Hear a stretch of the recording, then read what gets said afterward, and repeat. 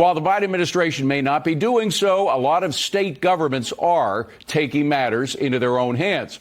One of those states is Indiana, whose attorney general is suing TikTok, making the perfectly plausible claim that the app has been collecting reams of sensitive data on consumers for years and serving up inappropriate videos to children.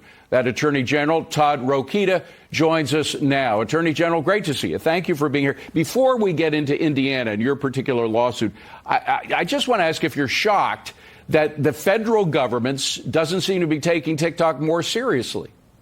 Well, it's just another similar play in their playbook. I mean, every week they seem to not take anything seriously, whether it's our border or China or everything else. And I'm sure there's more than just negligence or incompetence at the bottom of it. But and unfortunately for Americans, we're going to have to keep digging until we get there. Meanwhile, like you said, the states are taking some action. Well, let's talk about your lawsuit. It's broken up into two parts, as I mentioned. The first part is dealing with children and the inappropriate information, the videos, et cetera, that they're getting online. Explain what your lawsuit would do. Well, it's hard enough. Thanks, Dave. It's hard enough to raise kids nowadays. Kathy and I have two of them and two boys. And without the Chinese Communist Party feeding them, dumping garbage into their heads. And that's exactly what it is.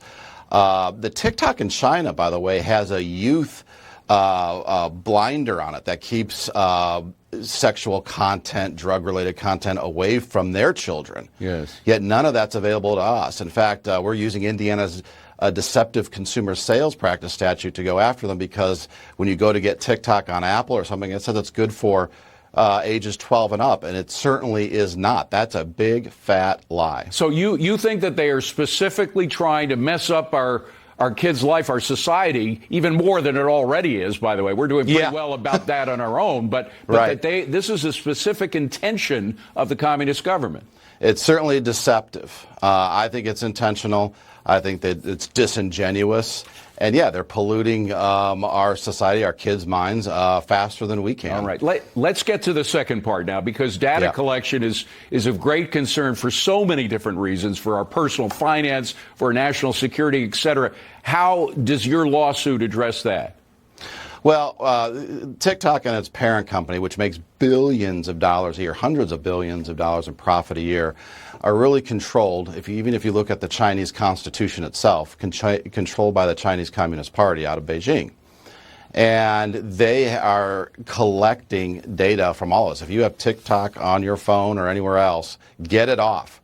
Get it off your kids, get it off yours, because they are collecting that data, and they can, in a sense. So we're again using Indiana's deceptive consumer sales statutes to say, no, you're deceiving Americans, you're deceiving Hoosiers into believing that this data is not tracked or kept, yet we know that it is from evidence we've collected, but also if you really dig down into the legalities of what they're saying and how they can share it, it's a trap. But you can't ban the app. I mean, people we're concerned about banning apps right now in terms of Twitter and what they might do, what Apple was apparently at some point thinking of doing with their app. It's more about stopping state workers from using the app on their state phones and devices, correct?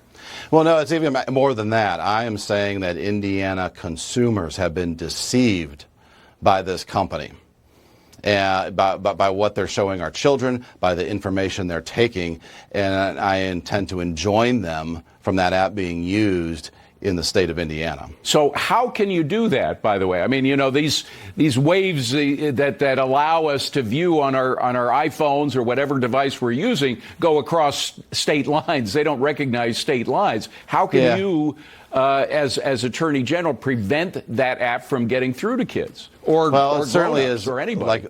Like many of our situations, it's David versus Goliath. But I suspect other states are going to join. Number one, they're working on in their own way to do it. Every state statute's different, of course.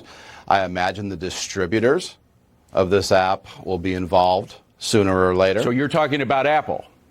And the rest. Apple, there's Google, there's a lot going on here.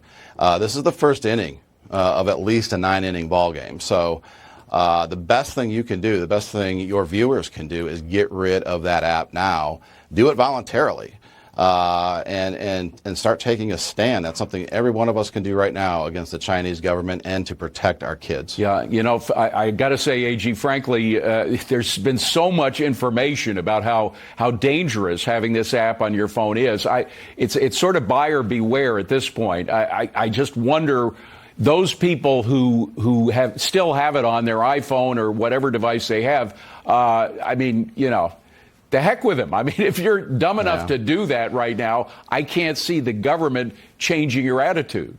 Well, we could start suing them out of existence and doing that. And remember, by the age of 12 or 13, if your kids have TikTok, they're being taught how to be strippers. They're being taught sexual deviance. I can name some things, some practices that I didn't even know of. You know what, AG? Forgive me for interrupting because we're running out of time. But so are the schools, AG. I mean, we have schools in America that are teaching their kids that. Yeah. So it's a big social problem. Well, the states are fighting on that too. So this I know is not they just, are. Well, and witness what happened in Virginia, and they're making a lot of progress here. AG Todd Rokita, good to see you, sir. Thank you for being here. Appreciate it. Thank you, sir. Well.